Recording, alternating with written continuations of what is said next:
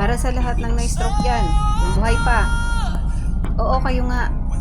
Ang nangyari sa inyo ay walang sino man ang magkakagusto na matulad sa inyo. Pero di ibig sabihin na hanggang dyan na lang kayo. May magagawa ka pa.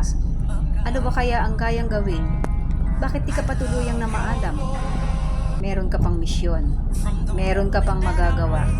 Mapalad ka dahil binigyan ka ng panibagong buhay. Kaya huwag mong sayangin. Bumangon ka. Lakasin mo ang iyong katawan. Labanan mo ang panghihinang iyong nararamdaman. Tiklop-tiklopin ang iyong mga kamay. Ibaluktot ang iyong mga tuhod. Ihagis ang iyong mga paa. Iwas-iwas ang iyong balakang. Baliin mo ang iyong leeg.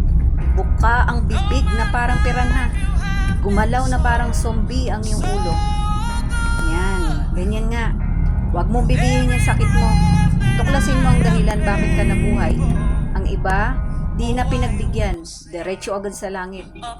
Sa huli, huwag kalimutan humingi ng tulong mula sa itaas.